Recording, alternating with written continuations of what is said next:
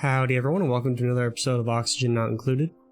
Now, this episode, we are going to be focusing on, well, first, probably hatch ranching, only just because I looked in our printing pod, and, am I being silly? No.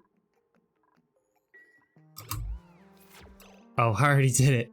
In the printing pod, we had Ada here, who, if we look at her bio here, I think it's actually skills, sorry. Yeah, she had 11 husbandry, which is kind of leading into the ranches and stuff that I want to build. Probably up here, probably these 3 floors are going to be ranches. And if we start producing too much or whatever, we can reduce it down to just 2 floors. I still haven't quite gotten the math on how many critters you ranch, so I usually always just kind of overkill it when it comes to producing food for the colony. And we're going to be turning these floors probably into things like, you know, common areas, stuff like that, to give them something to do. Also maybe some research rooms for later research terminals. However, we are going to have to build our bedroom, and we're going to build it up here. But to do so, we're going to have to carve this area out and drain all the fluid, probably down here. So I'm going to get started on that. Okay, that took absolutely forever. What had happened was our cool salt slush geyser had decided to rain brine down into the little compartment that I was going to make into the new room. So it took forever to kind of pump all that out and build it up. But we have now, and what we're going to work on next is some hatch farms within the base. We can get away with not worrying about algae too much just yet, because we or at least a new oxygen system other than an oxygen diffuser. We can get away with that just for a little bit longer, and in the short time we can work on putting in some farms. So what you're going to want to do is get yourself about a 96 tile room, just like that. Then you're going to put your 2 doors in, and then you are going to do your, it's under stations? Yeah, grooming station. And then go over here to food. You want your critter drop off, and your critter feeder. And then you're going to want to put in 1 little storage bin to store the excess food for your critters. Then you're going to want to build another door, and an airflow tile. And we can lock this one, and you want to keep this one auto so the critters don't leave the room. And currently right now, it is a stable. 93. Did I...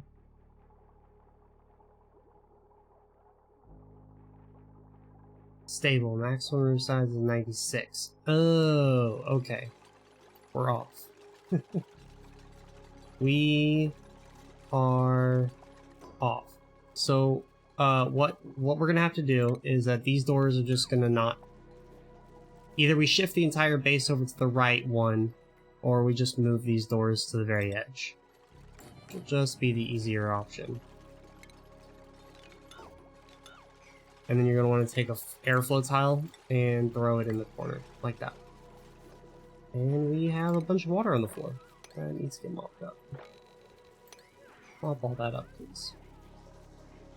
Okay, lock that top one. Then go back over here to station, grooming station, critter drop off, critter feeder, storage bin, door, airflow top. Now with this tile there, these 2 doors here, and these 3, this will be 96 tiles. Or at least it should be. 96 tiles is the max size that your stable can be, and that means it can hold up to 8 critters without them being overcrowded. That's when they get upset and they stop producing eggs at a frequent rate. So we're going to set this to 8 critters. And right now we're going to say hatches. Yeah. And we have been leveling up our good Ada here. So she does have critter ranching, which allows her to wrangle up some critters. We're going to come in here, and we're going to wrangle up all of these critters in our base.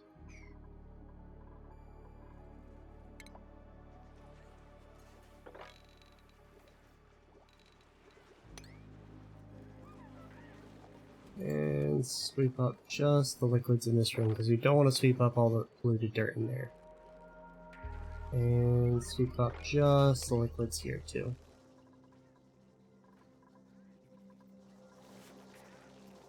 Alright, so we're going to go down here, we're going to say hatch. And what we're looking for specifically is what we have a lot of. So sandstone and sedimentary rock. So we're going to want eventually stone hatches. And to get stone hatches, you're going to have to feed them sedimentary rock. Sedimentary rock. So we got 6.3 tons of it.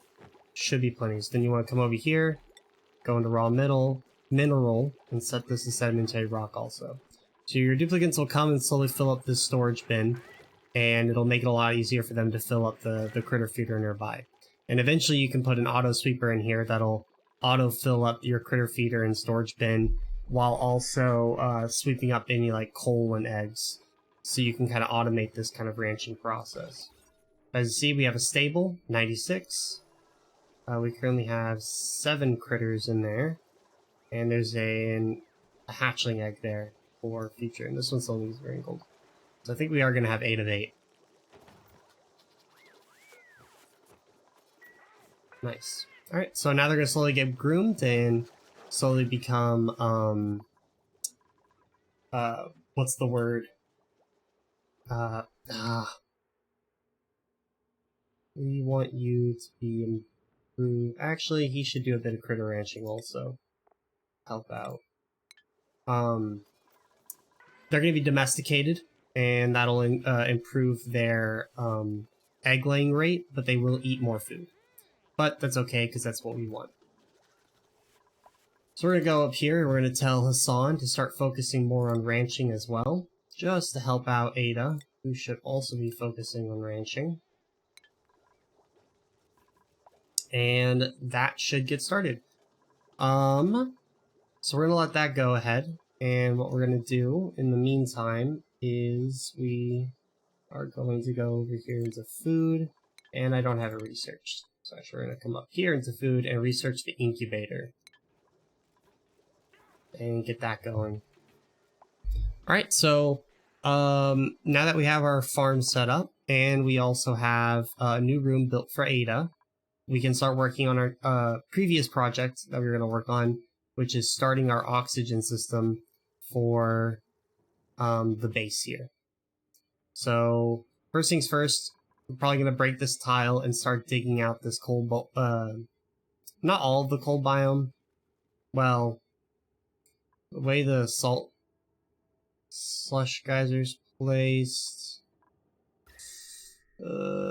I think the coal biome majority is gonna get dug out, actually.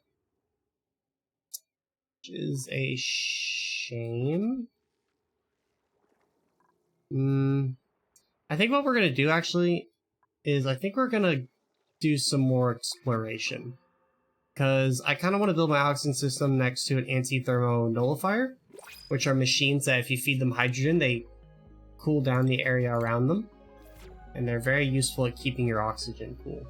So I'm going to start digging outwards and looking for one of those. So while they're currently digging out up there, our research for our incubator is complete. So what we're going to do is we're actually going to slap down, I think on this top floor for now, just a couple of these. I'm going to do 3 for now, I think it's fair. And we're going to throw in our door. And we're going to throw in our critter drop-off.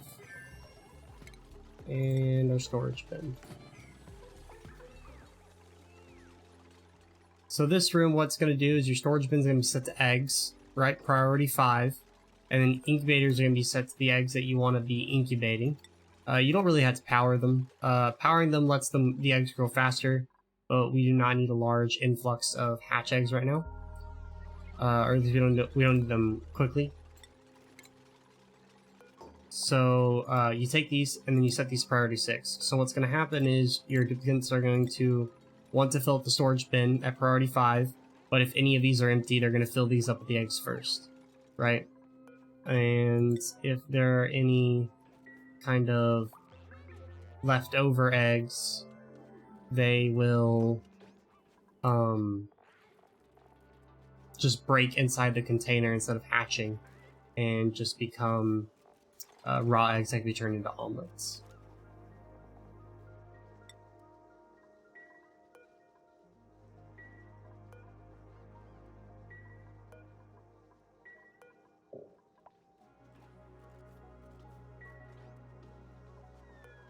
And we're going to set this critter to hatchling. So if any hatchlings grow up into hatches, they'll automatically be wrangled and hopefully brought down into one of the lower ranches. Alright, so we're gonna get back to it with the exploration. Alrighty, so I did a bit of exploration, and what I've noticed is we have a cool salt slush geyser right here, and like right next to it is our cool slush geyser. So a cool slush geyser is going to be out producing fluted water at -10°C, and this is going to be producing brine at -10°C. So basically the same idea between the two. However, I'm thinking that the one that we should use for our oxygen system is probably going to be the cool salt slush geyser, only just because it's producing slightly more water per cycle, right? So what we're going to do now is probably carve out this area right here and get it set up for well, actually no, first we're going to build a basin underneath our cool salt slush geyser here and start having it collect a bit of water. Alrighty, so while we're currently building our little pit up here, we have gotten our first stone hatchling egg, and that's from feeding off our hatches the sedimentary rock. So we've decided to swap out one of our incubators with the stone hatchling egg incubator, or the stone hatchling option in the incubator, and we're gonna let that guy grow up and start slowly getting all of these normal hatches turned into stone hatches. On the other hand, up here, like I said, we are currently building up our little tank to hold all of our brine that we catch. And just quick tip, if you're not used to playing this game, this is a thing you should watch. For example, our good friend Stinky was inside the room as they were building up the wall that would have trapped him in there. Very often, duplicants will trap each other in places as you tell them to build a project. So it's just something to, like, every now and then just check on it and keep aware of, because if you don't, your duplicants will 100% try to murder each other, and that's not the best. So we're gonna let them finish building this up. Alrighty, so our tank is almost done being built here, and we are currently researching or analyzing the cool salt glacier, which all you do is just geyser. All you do is just click analyze, and your scientist who has the field research skill will be able to do it. Now there's one slight issue, and that's the fact that the brine is at -10°C, right? And if we put it through the desalinator, it'll make the water at about the same temperature. Obviously, liquid water, can't exist in that state. So what'll happen is it'll start breaking your pipes and the water will instantly turn into ice and it'll just be an issue. So what we're going to need to research is down here somewhere. Oh, here it is. Liquid tuning, because we are going to need a liquid tepidizer, which basically just heats up bodies of water.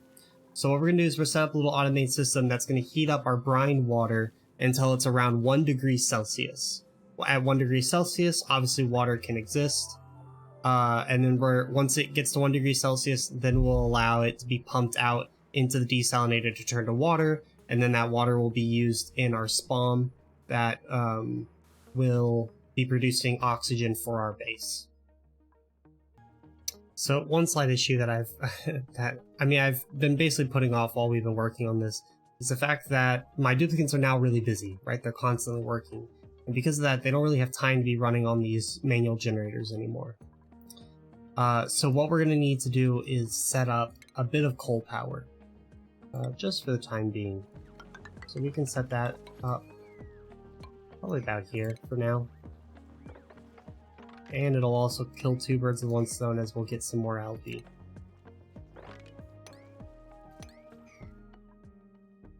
What we're going to set up over here is going to be a coal generator. We'll keep it out of copper. We'll set up 2 of them. And then we are actually going to do... So we're going to not worry about that research just yet, because we need to do advanced power regulation real quick. And then after advanced power regulation, we need to learn the smart battery. So basically what we're going to do is set up our 2 coal generators, put the large power cable in between them. That's going to go into the smart battery, and from the smart battery, we're going to put them into some power transformers and have 2 power lines powering everything in the base. So I'm going to let that research finish up. Alrighty, so what we've done is we've set up 2 power transformers, which take the overall heavy watt wire, which can hold up to 20 kilowatts, and dish them out into 2 1000 watt outputs, right? One for our upper wire, which is powering the top half of our base, and one that's powering the bottom half. We actually do not need this anymore. And this is all being what's happening is we have 3 coal generators which are hooked up through an automation grid to a smart battery, and they're gonna go off and charge up the smart battery to about 90%. And then once that 90% gets down to about 10% of the battery, then they're gonna turn back on and fill it back up, right? So that's what that does is it prevents your machines from constantly running, right? You don't want your coal generators to be running all the time. You want them to run only when you really need the power, right? So this kind of gives them a bit of a breathing period. And then it's always smart to just put a little storage bin nearby, fill it up with coal. So duplicates that need to refill the generators can just come and take it from the storage bin, rather than finding it God knows wherever the heck it is, right? So our power situation is now, temporarily solved. So we can kind of get back to what we were working on up here, which would be the oxygen production. Alrighty, so we're currently working on the beginnings of the oxygen machine, which I'll explain in a second. But real quickly, so we've gotten our liquid pump built, and we've gotten our liquid tepidizer built. And so the idea here is, what you're going to want to do is take yourself a thermosensor, and you want to put it as close to your pump as possible. You're going to then hook this up to your liquid tepidizer, and we're going to wait for them to build that. Alright, so we've built our thermosensor, and we're going to say, if it's below 1 degree Celsius, right, turn on our liquid tepidizer.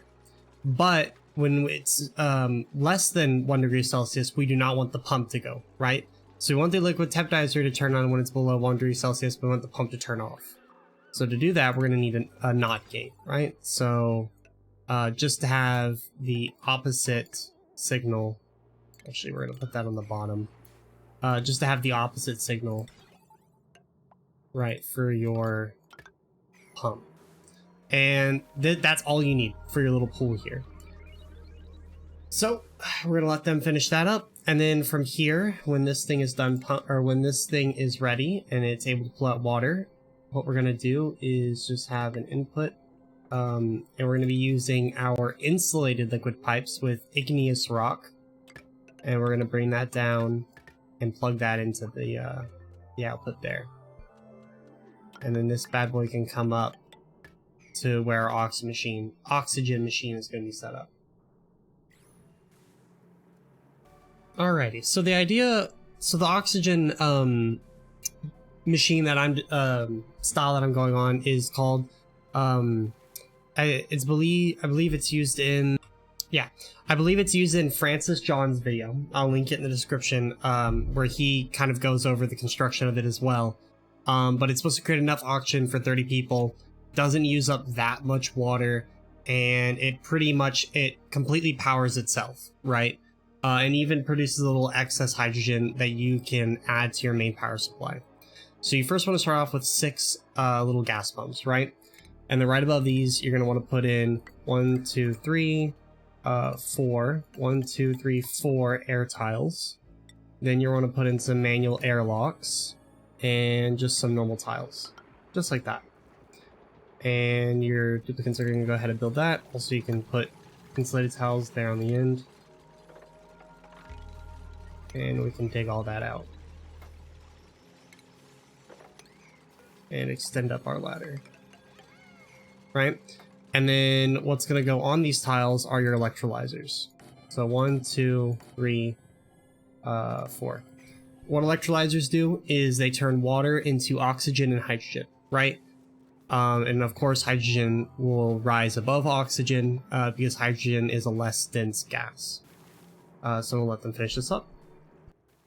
So as they're building this, I just want to show, make sure you also do your improved ventilation research to get the Atmos sensor, because that will be required for this build. Also, real quickly added, so another thing is right, your main water supply that's coming from your desalinator is going to go into your 4 electrolyzers, and make sure you're using your insulated liquid pipe so your water doesn't freeze on its way up there. As well as your roof to this building, the way it's going to want to look is something like this, right? So you have 1, 2, 3, and 1, 2, 3 in height until you get to the door, then it goes up some, right? And then you have this gas pump right here in the center. This gas pump in the center is going to be used for hydrogen, right? So this is going to output hydrogen that'll go up and oxygen that'll go down, right? The way this build is set up is it keeps it at pretty much constant pressure, the 2 gases. That'll force the hydrogen up here into this top area that your upper gas pump will suck up for power, and all the oxygen will be down here that these 6 gas pumps will suck up to deposit into your base or wherever the heck you are bringing this oxygen. Or at least that's the idea. It does work if I've built this correctly. Alrighty, well, we are sadly out of time.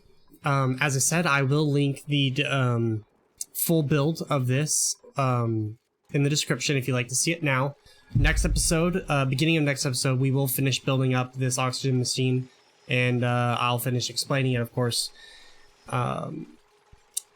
However, as I said, we are out of time, so what we're going to do is just kind of let them finish up what they're doing right now, and we will cut it there. So, we got a lot done this episode. We got ourselves our first ranch set up, which is slowly producing us some stone hatchling eggs. We have ourselves a better source of power through coal generators over here. We are working on and have about halfway through the process of building a SPOM, or an oxygen machine, right? That's going to be using our cool salt slush geyser.